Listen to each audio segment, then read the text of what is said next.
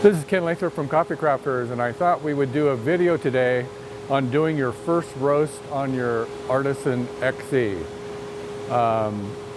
When you're a new roaster, if you have been doing a lot of research online about coffee roasting, you're at a disadvantage.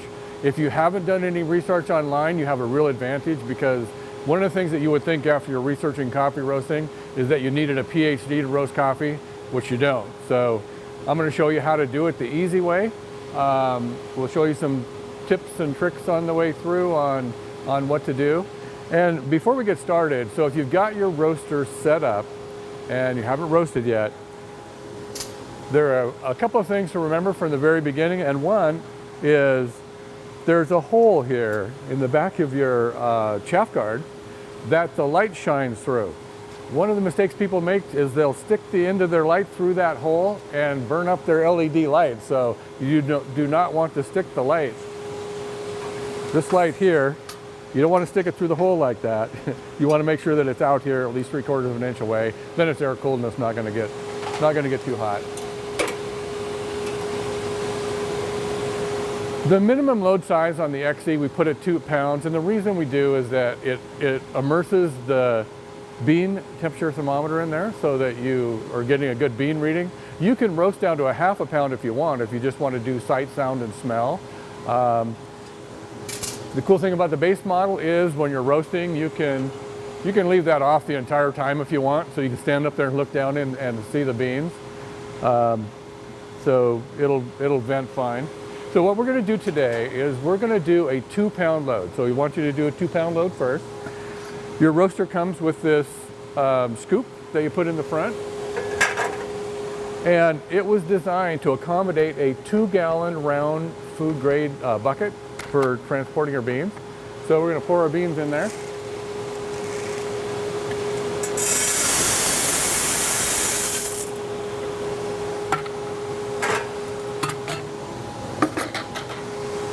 So before you start roasting your first batch, one of the things you want to do is leave the cover off and then practice establishing the loft, because there are a few basic principles in roasting with fluid bed roasters, and one of the things is you never let the loft stop.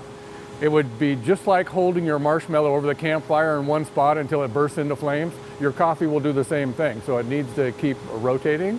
We want to establish the 3 to 5 inch loft, and you're going to see me during this roast cycle as the beans roast. They will up to double in size and lose 15 to 20% of their weight, and they'll start lofting higher. So I'll turn it back down a little bit. Other than that, there's not a lot to do. We'll talk about the temperatures and stuff after we get started. So I'm going to go ahead and get the roast started. And the first thing I'm going to do is turn on the system power switch. When you turn on the system power switch, it powers up the temperature controller, the loft control, and it would allow us to turn on the heat. And with that on, then we're going to establish our loft.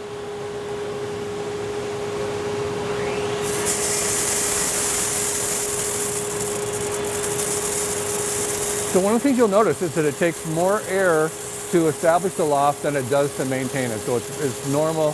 You turn it up, it breaks through, you turn it back down a little bit. And also when you turn on the heat, you're going to get a little bit of a voltage drop and the loft might go down a little bit. So just stay there after you turn on the heat.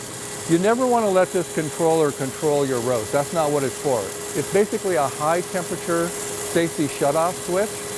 So we set it at 850 at the factory, so you would never roast that high. So we're going to go ahead and turn on the heat.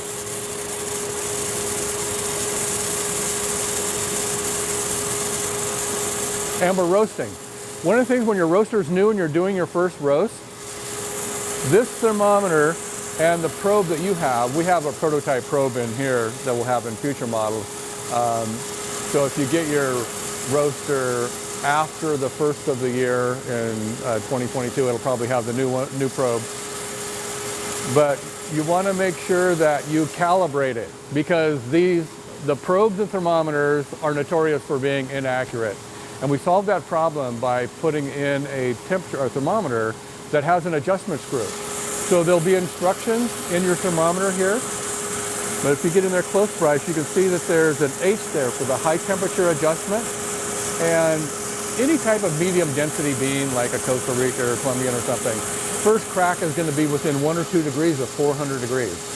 And first crack you would determine by not the first pop you hear, but when it starts popping just a few seconds apart. We call that first crack. Adjust that thermometer to 400 degrees and leave it, and then you're set, and you won't have to adjust it again. If you have any questions about calibrating that, just give us a call and we can help walk you through that.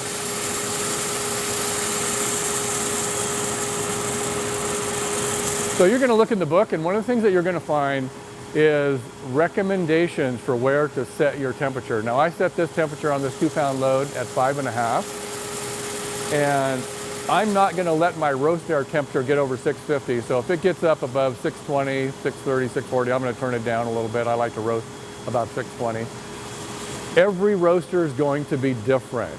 So those recommendations in the book are just a place to get started. So one of the things I do like looking at the roast air temperature here, which I'm already at 600 and it's going up. I turn that back down to 5 because I'm going to want it to kind of stabilize. And it's going to hold about right there. It's going to jump back and forth a few degrees. And so we're basically roasting. On the bean temperature thermometer, when you're doing your first roast, what you want is you want that bean temperature to steadily go up, but not 2 degrees a second or anything. 1.5 degrees per second, whatever. Start your timer when you're doing your first roast, and you want to start experimenting and logging what your setting was, how long it took to roast, because you want to park that total roast time in the 8 to 12 minute window.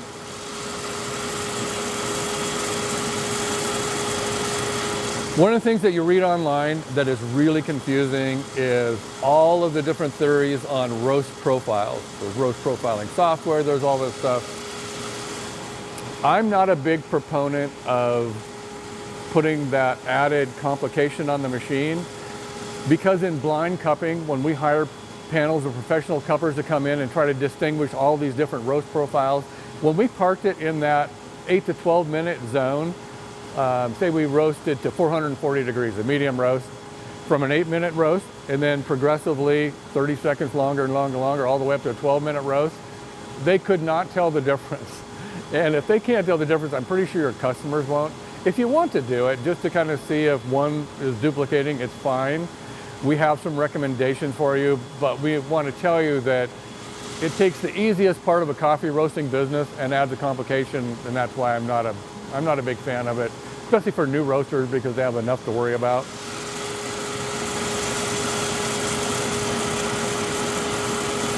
So our roast is already at 366 degrees.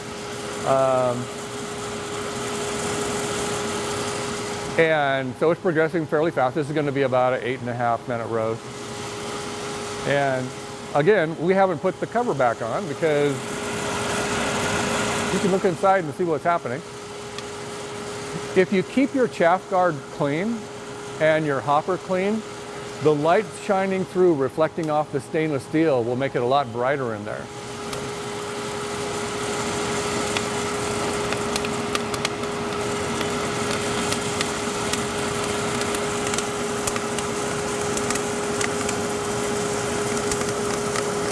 Okay, so we just put a new thermometer on here that wasn't calibrated.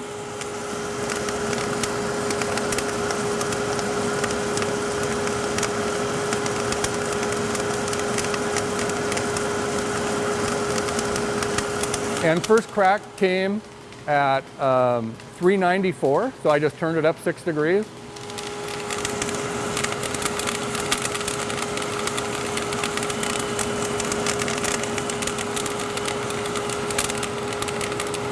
Now it's fairly warm here now, as it might be everywhere. So it's roasting pretty hot this morning. I turned it down to about 4.5. My heat climbed above 660, which is a little warmer than I like.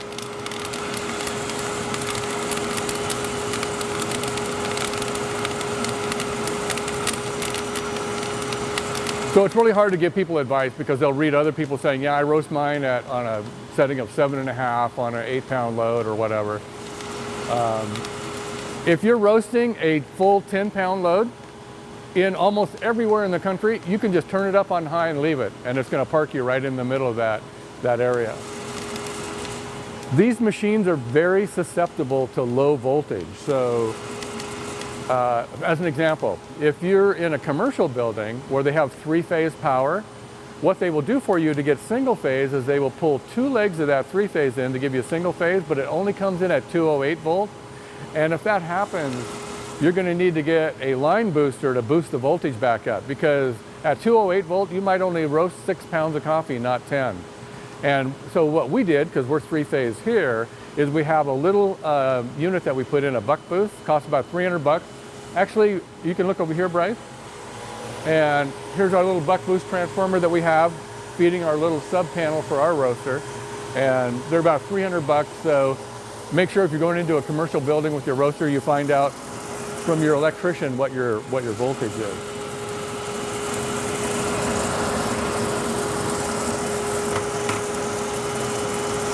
All right, so we're going to dump this out now because it's done. You always open the blast gate on the cooler first.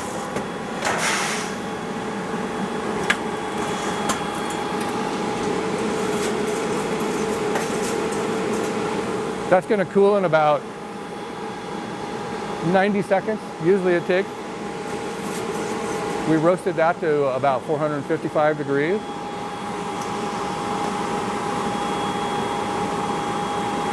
And that was basically it. So we finished that first roast.